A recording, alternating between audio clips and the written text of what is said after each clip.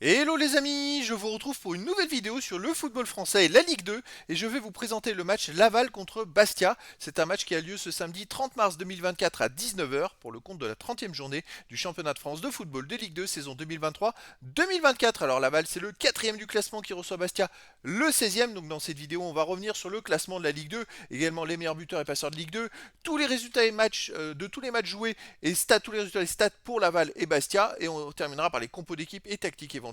Toutes ces informations nous permettront d'avoir une idée, une tendance à ce match. Pour ceux qui souhaitent voir ce match à la télé, sachez que vous pouvez le voir sur Prime Vidéo. Alors au classement, on a donc Laval qui est 4ème de Ligue 2 avec 48 points en 29 matchs, 13 victoires, 9 nuls, 7 défaites, 35 buts marqués, 29 encaissés, puis 6 de différence de but. Laval est donc pour l'instant barragiste pour la montée en Ligue 1 et ils ont seulement 2 points de retard sur Angers, le deuxième, ce sont les deux premiers qui montent. Et ils ont même 7 points de retard sur Auxerre, le premier, c'est plutôt serré. Bastia de son côté est 16ème de Ligue 2 avec 33 points en 29 matchs, 9 victoires, 7 nuls, 13 défaites, 29 buts marqués, 37 encaissés, moins 8 de différence de but. Bastia est le premier non relégable et ils sont même ex-aequo avec le premier relégable. Ils ont besoin de prendre des points pour s'éloigner de la zone rouge. Saison compliquée pour Bastia. Au niveau des meilleurs marqueurs, pour Laval, on a Chokunte avec 8 buts, Bobichon 4, Lascari, Dio et Cherny avec 3 buts. Pour Bastia, on a Alfarella avec 8 buts, Conté, Santelli 5, Liénard et Oku avec 2 buts. Pour les meilleurs passeurs, pour Laval, on a Vargas avec 8, ensuite Roy avec 3, Lascari 2 et des joueurs à une passe ensuite. Et pour Bastia, on a Vincent avec 4, Liénard 3, Tavares, Alfarella et Ducrot avec 2 passes décisives. Les résultats toutes compétitions confondues cette saison, Laval c'est 35 matchs joués, 18 victoires, 9 nuls, 8 défaites, 51 buts pour, 32 comptes, plus 19 de différence de but. Alors il reste sur une défaite contre Dunkerque. Alors Dunkerque c'est l'équipe de la deuxième partie de saison qui bat tout le monde.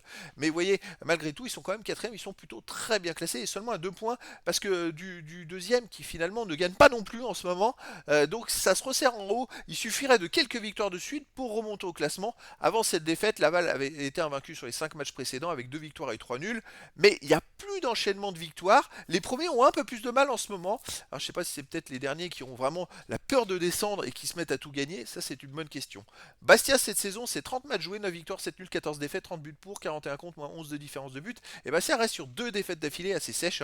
2-0 à 3 et surtout 4-0 à domicile contre Saint-Etienne. Donc ils n'ont pas pris de points sur les 2 derniers matchs et ils n'ont pas marqué de but. Donc c'est un peu compliqué là pour eux. Et justement, comme ils sont proches de la relégation, il va falloir qu'ils se ressaisissent. À domicile, alors là c'est assez catastrophique pour Laval. Je connaissais pas ces résultats, vous voyez, je les découvre en même temps que vous, mais Laval c'est quand même combien de 5, 10 matchs de suite sans victoire à domicile. Alors je sais pas pourquoi, comment ils font pour être encore quatrième. Je sais qu'ils étaient premiers en début de championnat, ils doivent tout gagner à l'extérieur, c'est pas possible. Mais 10 matchs de suite sans victoire à domicile, avec 5 nuls et 5 défaites, c'est-à-dire qu'ils ont pris que 5 points possibles sur 30. Et ils sont encore quatrième du classement, c'est assez incroyable. Ouais, c'est une saison très compliquée pour Laval et très bizarre. Au début de championnat, ils gagnaient tout. Et puis après, bah, il y a eu ça s'est un peu gangréné à domicile. Et là, bah, il faut qu'ils se ressaisissent. Bastia à l'extérieur reste sur une défaite et un nul. Avant, ils avaient gagné. Avant, deux défaites. Avant, une victoire. Avant, pas mal de défaites et de nuls. C'est pas une équipe qui est transcendante forcément à l'extérieur, mais qui de temps en temps est capable de faire une performance. Il va falloir voir. En tout cas, les deux équipes sont un peu au même niveau. Laval à domicile et Bastia à l'extérieur. Les compos d'équipe et tactique. Alors pour Laval, on aurait du 5-4-1 gardien, Samassa, défense Vargas, Wané, Baudry, Tavares, Cherny, milieu de terrain Pagis, Sana, Roy, Bobichon, attaquant, Lascari. Et pour Bastia, on aurait du 3-5-2 et gardien Placide, défense Oku, Keta, Onkaglia, milieu de terrain Tavares, Vincent, Sibi, Janet, Bonner, attaquant, Bianchini et Alfarella. Donc voilà les amis, le décor est planté entre ces deux équipes malgré ces mauvais résultats à domicile. Laval reste quand même une équipe qui gagne pas mal de matchs à l'extérieur et qui se maintient dans le haut du classement. Et finalement, ils ont avec ces résultats, ils ont que 2 points de retard sur Angers, 7 sur Auxerre finalement. C'est assez incroyable, il reste encore 9 matchs, tout est possible, et pour Laval et pour Bastia en bas du classement.